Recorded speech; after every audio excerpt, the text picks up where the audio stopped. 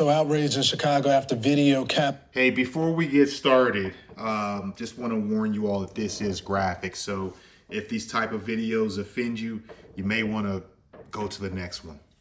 There's a mother and her 9-year-old son being harassed and then badly beaten by grade school children while walking near a school. We talked to two leaders of that Chicago community in just a moment, but first, let's go to Mike Tobin live there with the details. Good morning, Mike.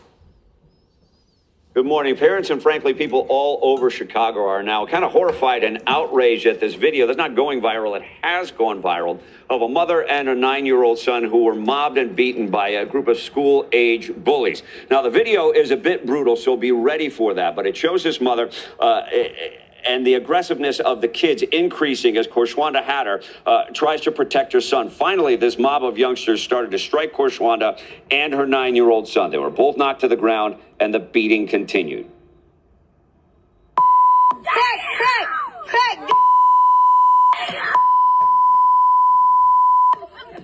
fool, let my homie go. Let my homie go. Let my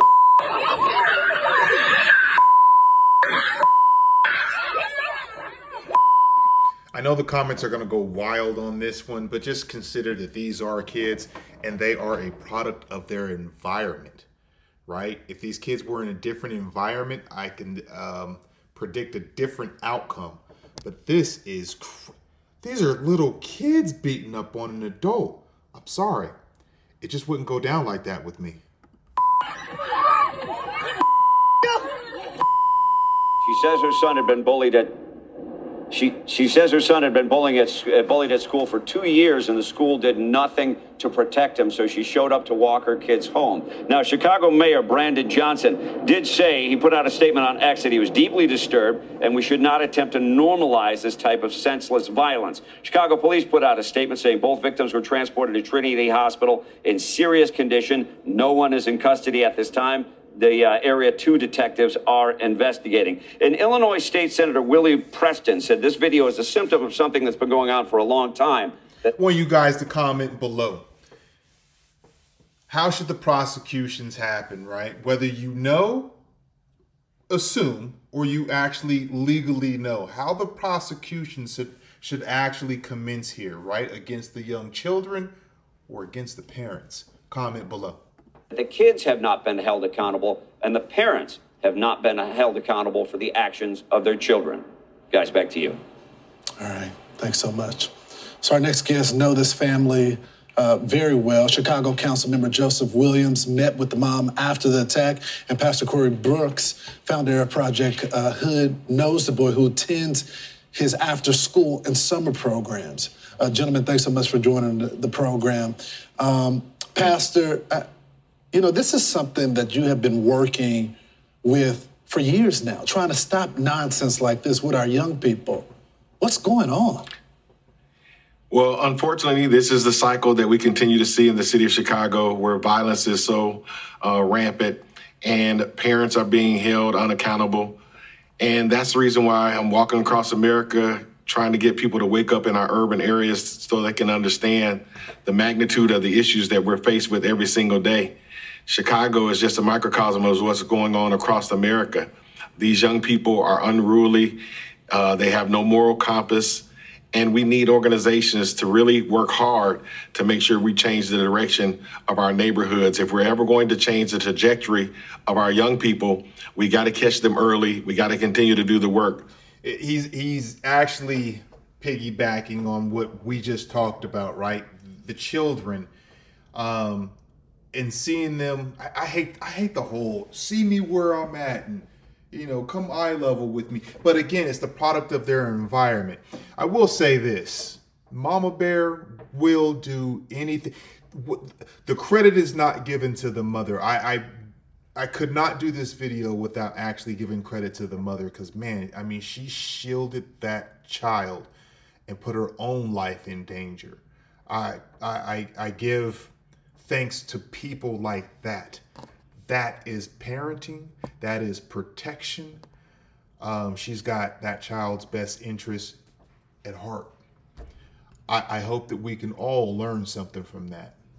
But the tragedy is, in Chicago right now, we're facing some devastation that has been going on for years, and we need to get a handle on it.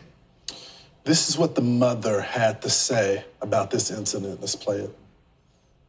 I'm trying to get justice for my son. They fought my son, they hit my son first, all in his face. Then they dragged me in the grass and pulled my little baby hair. We haven't held these kids accountable. We haven't held parents accountable. No mother should be that helpless and be targeted by children inside of our own community.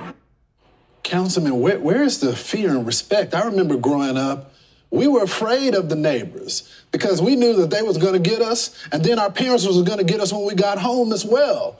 None of that respect seems to exist anymore, Councilman.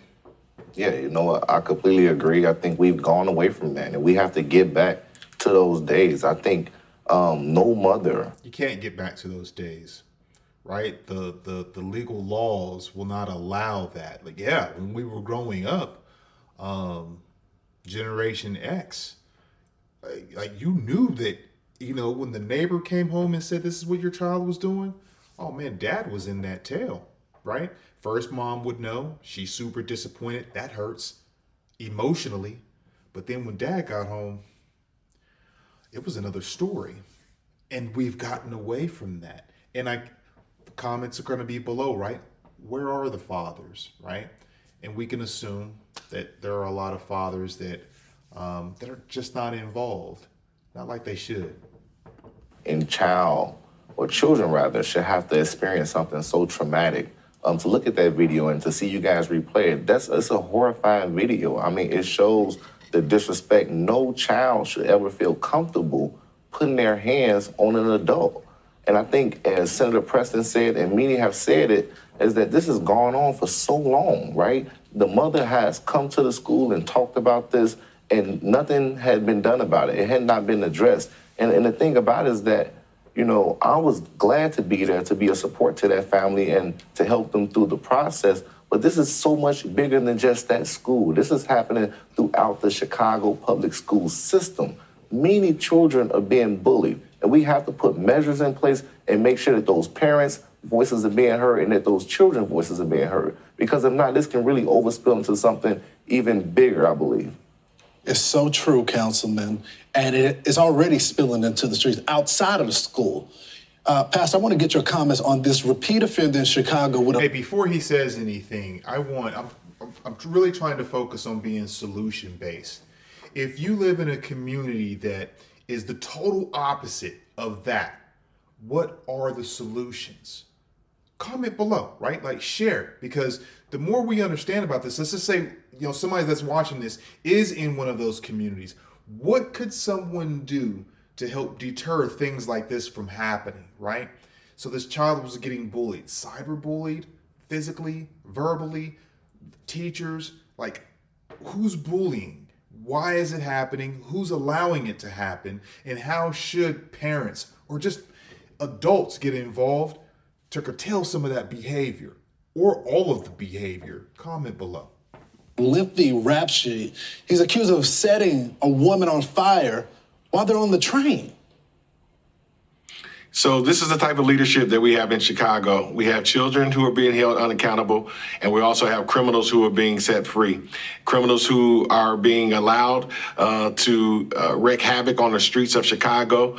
That's one of the reasons why we have so much violence. That's one of the reasons why we have so much recidivism. That's one of the reasons why we are experiencing the type of atmosphere of violence that we have in Chicago. These individuals are not being held accountable, and then you have these policies that are being put in place by our legislature and by our government that sometimes help the criminals more so than help the victims. And if we continue to go down this cycle with the leadership that we have in place, we're going to continue to see our community go in a downward spiral. We're going to continue to be the laughing stock of America. We're going to be, it may look like we're one of the best cities or voted one of the best cities externally, but internally we all know the serious issues that we have inside of Chicago, and it all falls and rises on leadership. Places I won't touch, that I'm not even interested in going domestically. Chicago, New York, California. These all used to be destination places that I just wanted to visit and hang out and look at the skyline view and the huge skyscrapers. Like, dude, you couldn't pay me to go now. I would have to have serious business to go to one of these states now. I'd have to have serious business, like money-making businesses. You can't pay me now. There's no way I would want to go there, let alone feel safe. If you're in there, if you're in one of these cities, in one of these states out here, comment below. Tell us how things are going out there. And is my assumption right? Don't come here. So, man, I'm already over time, but I have to ask you this question. We know how Chicago is run. We know how Illinois is. It's all blue. Is it time to explore something else? Because something is not working, and it's only one side that's in charge right now. Yeah, you know what? I'll say this. I'll say there's no problem with us being a blue state. I represent that. But what I will say is that we have to make sure we're being intentional and we're putting the resources where we need to put them at. We got to invest into those nonprofits that are on the ground doing the work. We got to make sure we're building more community centers so our children can have someone to play. And we got to put the investment where it needs to go. Some of those things that you're saying, mental health issues, we got to really invest the money and put it into people.